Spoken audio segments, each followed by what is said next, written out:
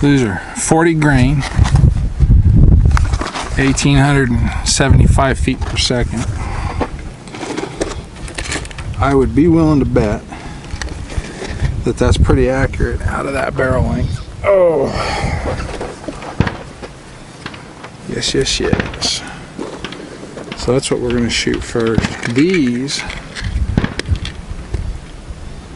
are 30 grain, 2,200 feet per second. We'll see if the point of impact changes any with those. Anyway, here's how we do. Load these up. They put these metal plates on these tables and they immediately buckled because of the sun shining on them, and cool down, heat up every day, every night. What are you gonna do? Anyway. Alright, here we go. This is at 25 yards. It's actually 23.5 yards according to my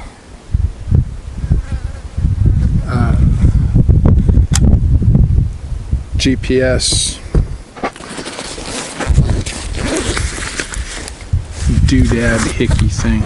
I got a program that I downloaded. It's for finding the pin on golfing trips, and it's really cool. You can tap anywhere around you.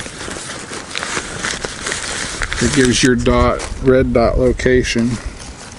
We almost forgot. Safety first, safety last, safety always. They don't really want to have any more hearing problems than I already have. Keep a few extra of those. Another ones are lens cleaners for the camera, for my glasses, for all of the various lenses in my life. Scopes, whatnot. Anyway, yeah, I downloaded a golf distance to the pin GPS rangefinder doohickey, and it automatically goes to your location wherever you happen to be, and it automatically goes to your location where you have to be, and then you can tap anywhere on it and it tells you how many yards to that point. It works great for shooting. Somebody told me once, who in the heck but you would have thought to use a golf app for shooting? They call golfing shooting? Ish. Okay, let's see if we can put 5 rounds in the bullseye.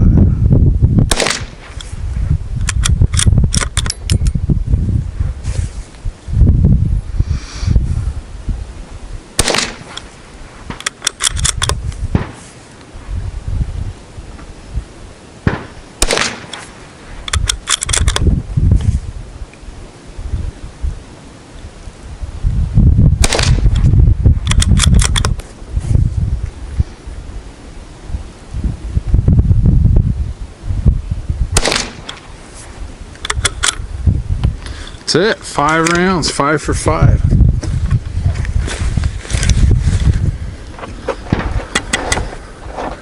So we bought this rifle to test carbon steel target plates, and my idea was we'll try it on the AR-500, we'll try it on the carbon steel target plates, we'll see how it does. It wreaks havoc on carbon steel plates.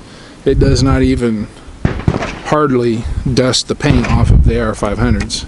It does dust the paint off of them, but anyway, it doesn't even begin to touch them. It doesn't move the big Eclipse target. My little 22 target, if those were AR-500, they would handle it. But I never have had a 22 Magnum before. They said, oh, it's right between 223 and 22 long rifle, and it's probably closer to 22 long rifle, but I really like this cartridge and I love this rifle. Anyway, show you what first shots are looking like here. Sloppy work here. That's just me being a doofus. That's a little bit better. And then you want to be about an inch, maybe an inch and a quarter high at this range. so that it's on at 100. So that's fine. That's with these rounds. The other rounds might be a little different. I'll have to look at the ballistics on those, but that's good. I like that. We'll see if we can bring it up a little, or if it needs to come up a little, it will. But let's go for these here next. Yeah, this rifle, when I bought it, came with a scope on it. I really liked the little scope, but this rifle does not have enough range, in my estimation, in my opinion, the way I see things, to need that kind of magnification. And my eyes still work with irons, so I want to continue using irons wherever I can. I liked it with a scope. It was super accurate with a scope. I just don't think a scope's necessary on this gun. You save a lot of weight and a lot of complexity by ditching the scope. The rear sight on that, you can see the way that ramp is. CZ makes this. I forgot the model number earlier. Let's tell you, 455. This is a CZ455. I'm not going to turn it around so you can see it because we're on the range. Anyway, you take the stock off, and there's two screws in the action here in the receiver that go into the receiver that hold the barrel in place. You back those out, the barrel slides out. You can put a 22 long rifle barrel in there, and they make a magazine that holds 22 long rifle. And I'll tell you, I had a similar gun to this, the 512, I think, or something like that. Maybe that's where I got that number. But it had a really long barrel. It had a really nice BKL scope. I got it from Sam. He's still working down there at Valley Gun. That was before he was working at Valley Gun, actually. That gun was boring. It was so damn accurate, like that group that I just printed. That's pathetic for that gun. That gun was, at this range, one hole, you know. You put aspirins on every square out there and just pop them one at a time. Anyway, this got a little more power. To me, this is kind of a little bit better of a woods walk gun. If you had to shoot a little bit bigger animal, I think this would do a little more damage. After seeing what the 22 Magnum did out of the short barrel on the LCR, which we'll shoot that here in a minute, and that plays into this too, wanting to keep this. Let me safety this for a second. I never had a way of saying it, but I watch those Nut and Fancy videos where he talks about your systems. Your systems. Everything works in a system. Goddamn fly. Get out of here. Everything's got to be in a system. And the thing is for the same price as 9mm, there's 50 rounds of 22 Magnum. And that does not weigh anything. For the same price as 9mm per 50 rounds, give or take, you know. It fits in the rifle. It is fairly potent out of the rifle. You get about 10 inches of penetration with a 2-inch permanent wound cavity out of that little revolver. I would hate to think out of this rifle. I'm sure it's you know, for small game, and maybe a little too much honesty for a YouTube video, but you people watch these survival videos, and I love the survival videos. All you survival prepper guys, I love your videos. I really enjoy them. Let's be honest. I'm not going to go out in the woods in a survival situation. I'm going to be in town. I got 3 kids. We're not accustomed to being out in the woods except for camping, and let's be honest, that's campgrounds, you know. In California, in Southern California here, there's not really a lot of places that you can go and just be out in the wilderness in the middle of nowhere. You know, it doesn't exist. This place is too tame.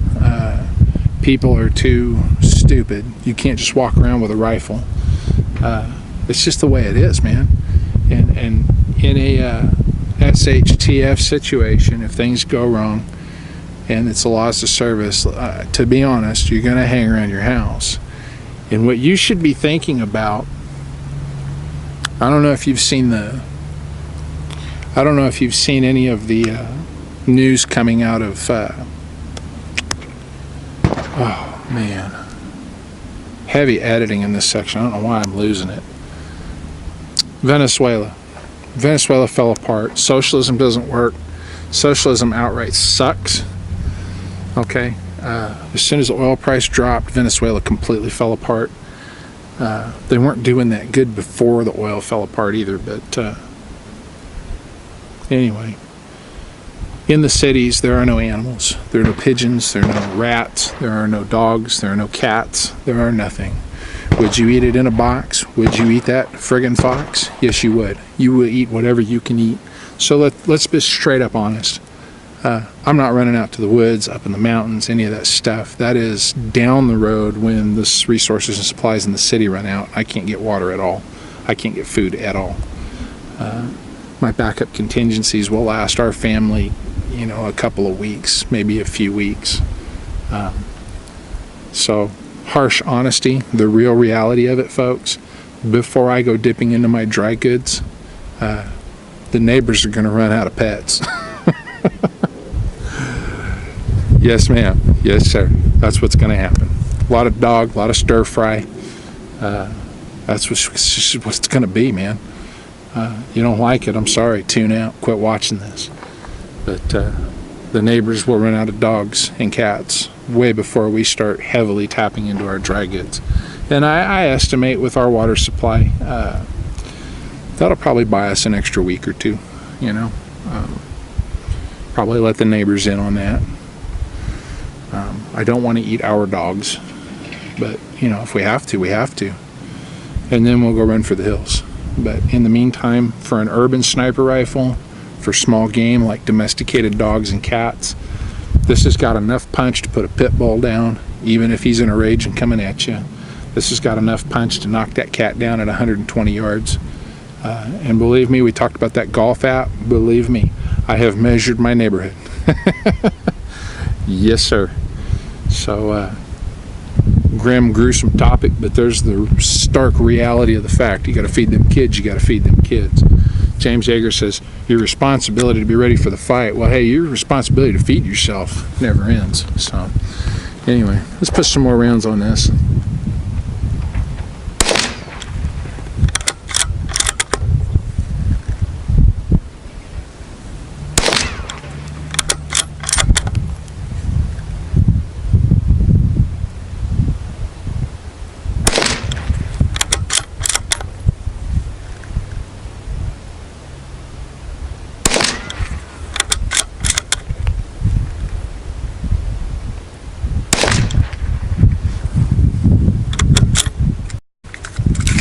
Bolts back, action's open. Magazine on the table. Let's go have a look. There we go. That's our second group. First group. I'm gonna turn the camera off here in a second and do some shooting, and then we'll come back. But yeah, that's philosophy of use type of stuff right there. And the reason that I have this gun is for that. And that's the reason I've kept it. It goes with that. That's why I got the Ruger revolver, the 22 Magnum revolver. My sidearm. My sidearm.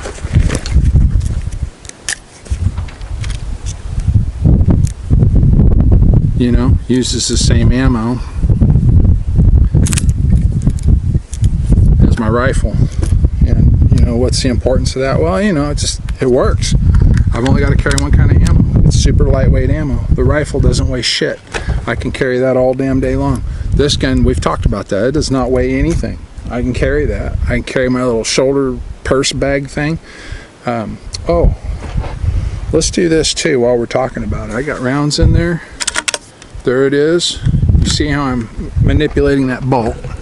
Let's come on over here. Anyways, you're carrying this on your shoulder, whatever you're doing. I can't do this on the range because, you know, reasons. Anyway, you go to shoot. I'm going to step over to the other target there. And quietly, right? And that's how you shoot a right-handed bolt, left-handed. Especially a small little short stroke bolt like that.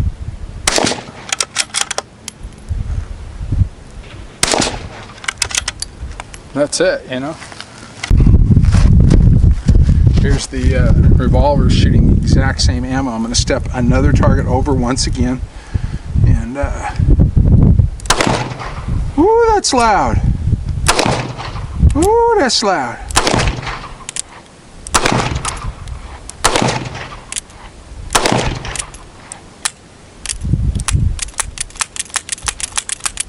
Was that 6? I'll be a son of a gun. Bam. You got speed loaders, boom, boom, boom. So there you go. That's not a good grip either. Let's go look at it. You guys can see that too. You can see I threw one way down here and this was doing that. See, there's the hole. And then these, like that, that's terrible. That's terrible. I need to shoot that gun more. This is the rifle, offhand one knee. Non-supported properly, just basically standing offhand, but on your knee, one offhand. And that's bench. We can do better than this. There's 2, 3, 4, 5. So actually, that's kind of why we're here. 22 WMR. CZ455. CZ USA. Love CZ products. They make good stuff. Everything they make is good. Never have had a problem with any of it.